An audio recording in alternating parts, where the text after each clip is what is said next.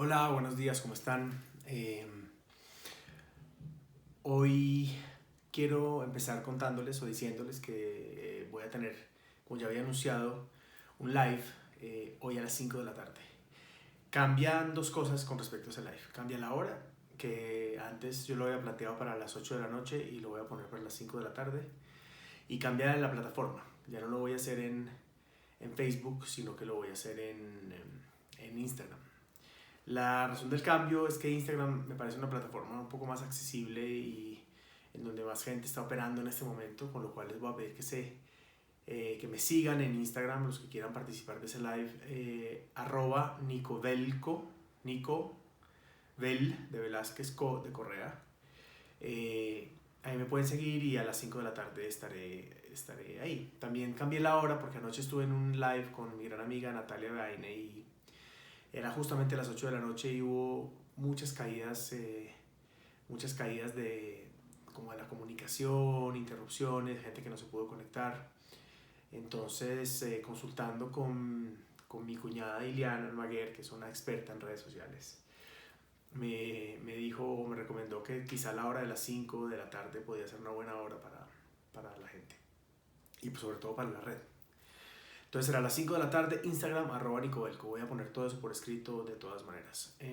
Justamente ayer hablando con Natalia y en su live, que fue además muy grato y hablamos de cosas súper interesantes, súper importantes, yo llegaba como a la siguiente reflexión. Estos días he estado pensando mucho en el mundo que nos espera después de esta cuarentena, que quién sabe cuánto dure y más aún las consecuencias de que estemos en esta situación, eh, pues son hasta cierto punto y a todas luces impredecibles. Y realmente cuando yo intento pensar en ese mundo que está más allá de estos días o de las semanas que esto dure, me cuesta mucho, me cuesta mucho. Me imagino cosas, me imagino por ejemplo caminando por las calles, quizá con negocios o muchos negocios cerrados que no pudieron aguantar la crisis económica. Me imagino un poco aturdido por el ruido de los carros de vuelta en las calles de manera contundente. Me imagino mirando con extrañeza los espacios abiertos cuando el único espacio abierto al que tengo acceso en este momento es la ventana de mi casa o las ventanas de mi casa hacia la calle. Me imagino un montón de cosas y, y me llegó una idea intrigante, digámoslo así, que quiero compartirles y es, ¿y qué pasa si lo difícil no es esto?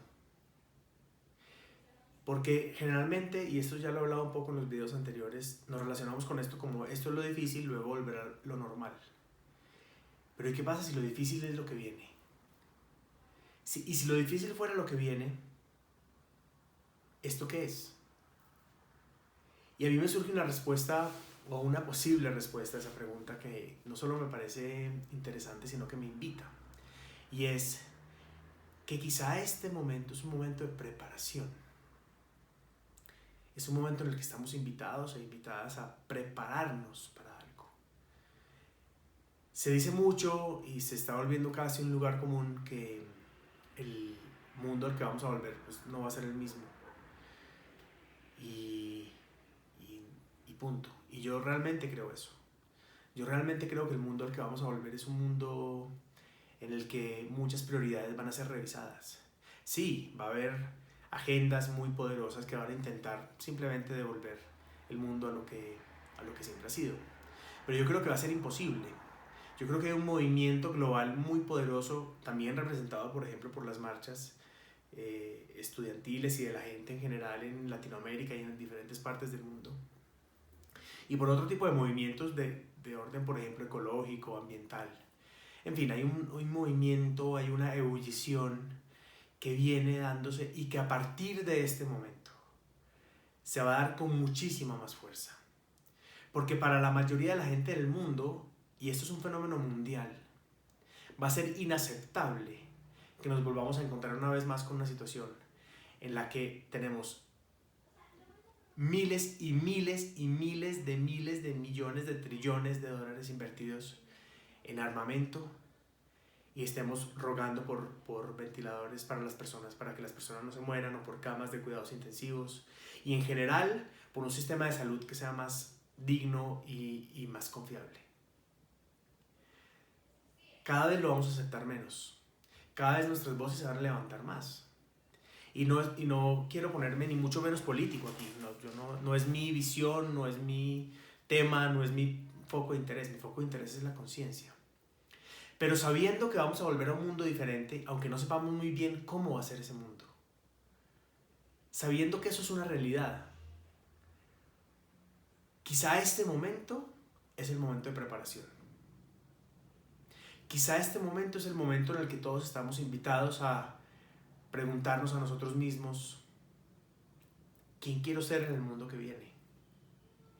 ¿Cuál quiero que sea mi aporte para lo que viene? Ayer yo le decía a Nati en el live que hicimos que hay una de las principales movilizaciones que tienen que ver con este virus, es lo colectivo. Y es muy evidente pues, en el hecho de que en general estamos prácticamente la mayoría de nosotros cuidándonos, no tanto por cuidar nuestra propia salud, que hasta cierto punto no está tan en riesgo, y lo digo exclusivamente no como una opinión personal, sino con lo que he leído en términos de estadísticas y los grupos de riesgo y de las edades, etcétera, por supuesto hay excepciones, sino porque estamos cuidando a los otros. Estamos cuidando a los más frágiles, y los más frágiles se puede entender como las personas de más de 65, 70 años, 80, mucho más, sino también aquellas personas que en países como los nuestros tienen mucho menos acceso a cuidados y a salud que otros. Entonces estamos teniendo que pensar en los otros. Estamos teniendo que pensar en qué es lo cómo puedo afectar yo, sin darme cuenta, a un número incontable de personas alrededor de mí solo con el hecho de poner un pie en la calle y sin saberlo. Y ese pensamiento, esa noción de colectivo va a imperar muchísimo en lo que viene, yo creo. También alguien ayer en el live preguntaba acerca de la importancia de los movimientos colectivos y qué tan importante eran. Y yo respondía un poco que por un lado había una lectura individual de lo que está pasando, y cada uno tiene su propia tarea en ese sentido, cada uno tiene que ir descubriéndola. Hay un movimiento colectivo, y habrá, que son lógicas que funcionan desde lo colectivo en espacios de foro, o en espacios de democracia, o en espacios de encuentro social contundente. En fin, hay un montón de movimientos que se van a tener que ir despertando a partir de esto. Pero también decía que lo que nosotros hacemos en lo individual tiene un impacto en lo colectivo. Si yo soy más sano para mí y conmigo, seguramente voy a traer salud a los contextos a los que pertenezco. Y viceversa. Si soy más enfermo, si soy más neurótico, si estoy más perdido, pues igualmente voy a llevar eso a todos los contextos en los que estoy. Entonces la responsabilidad individual es una responsabilidad con el colectivo también. Quizá esa división no es una división tan clara. Quizá no existe. Así que la invitación es a que nos pensemos: ¿yo para qué me estoy preparando? Si aceptara como premisa que esto es un momento de preparación, y es una premisa que los invito, aunque sea por el ejercicio reflexivo, ¿a qué me estoy preparando? ¿Hacia dónde? Mejor dicho, ¿quién quiero ser yo? ¿Qué quiero aportar? Yo creo que esas reflexiones son muy importantes y son muy de fondo. Así que si quieren compartir, como siempre, pueden hacerlo en los comentarios. Yo aquí sigo abriendo el espacio interior para muchas preguntas que seguiré compartiendo con ustedes en la medida en que lo vayan apareciendo. Les mando un saludo muy especial, deseos de conciencia, deseos de despertar, deseos de abrir los ojos. Hasta luego.